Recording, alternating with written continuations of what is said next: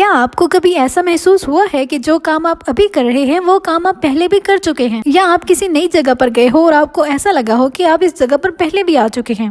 इस कैफियत को डेजा वू कहा जाता है। फ्रांसीसी जुबान में इसका मतलब है ऑलरेडी सीन, यानी कि पहले से देखा हुआ। साइंस आज तक इस कैफियत को एक्सप्लेन नहीं कर पाई क्योंकि ये बहुत ही कम टाइम के लिए होती है और इसकी कोई परफेक्ट टाइमिंग भी नहीं है कि ये कब होगी। एक अंदाजे के मुताबिक 90% से ज्यादा लोग डेजा वू एक्सपीरियंस करते हैं और इस दौरान वो ये समझते हैं कि इस दुनिया में वो अकेले ही हैं जो इस अजीबोगरीब कैफियत से गुजरते हैं। डेजा वू बहुत ही मुख्तसर वक्त के लिए होता है और कभी कभी तो ये सिर्फ 1 सेकंड से भी कम टाइम के लिए होता है। और जिस शख्स पर ये कैफियत तारी होती है वो सही तरह से खुद को भी एक्सप्लेन नहीं कर पाता कि इसके साथ क्या हो रहा है। हर इंसान डेजा वू के बारे में अपने जाती तजुर्बात की हद तक ही जानता है और इसके बारे में कई थ्योरीज हैं जो कि मुख्तलिफ मज़ाहिब, साइकोलॉजिस्ट और फिलोसफर्स ने दी हैं, लेकिन आज तक कोई एक भी साबित नहीं हो सकी। और आज की इस वीडियो में हम डेजा वू की 3 फेमस थ्योरीज के बारे में जानेंगे। नंबर 1 है मल्टीवर्स थ्योरी। मल्टीवर्स थ्योरी के अकॉर्डिंग इस यूनिवर्स जैसे अनलिमिटेड यूनिवर्स है और जैसे इस यूनिवर्स में हम अपनी जिंदगी गुजार रहे हैं ऐसे ही दूसरे अलग अलग यूनिवर्स में हम अपनी अलग जिंदगी जी रहे हैं। और जब ये यूनिवर्स अपने आप में फंडामेंटल लेवल पर कोलैप्स करते हैं तो हमारा कोई दूसरा वेरिएंट जो कि दूसरे यूनिवर्स में रह रहा है उसकी जिंदगी में हुई कुछ चीजें हम कुछ वक्त के लिए फील करते हैं। फॉर एग्जाम्पल, हम किसी नई जगह पर गए हैं लेकिन किसी दूसरे यूनिवर्स में हमारा कोई दूसरा वेरिएंट उस जगह पर पहले ही जा चुका है, तो उस वक्त हमें ऐसा लगता है कि ये जगह हम पहले भी देख चुके हैं। दूसरी थ्योरी ये है कि जब हम सो रहे होते हैं तो हमारी रूह हमारे जिस्म से निकल कर कुछ काम करती है और वो काम हमारे नींद सोए हुए दिमाग में महफूज हो जाते हैं और फिर जब हकीकत में हम वो काम करते हैं तो हमें ऐसा लगता है कि ये काम हम पहले भी कर चुके हैं। और तीसरी थ्योरी ये है कि जब हम पैदा होते हैं तो हम जिस्मानी तौर पर किसी न किसी हद तक अपने माँ बाप पर जाते हैं, यानी हमारी कुछ आदतें, जिस्म का कुछ हिस्सा या हमारा चेहरा किसी न किसी हद तक हमारे माँ बाप से मिलता है। इसी तरह हमारे अंदर अपने माँ बाप की कुछ यादें भी आ जाती हैं और जब हमारे साथ हकीकत में कुछ ऐसा होता है जो हमारे माँ बाप की जिंदगी में उनके साथ भी हो चुका हो तो हमें वो इस तरह लगता है कि ये हम पहले भी कर चुके हैं।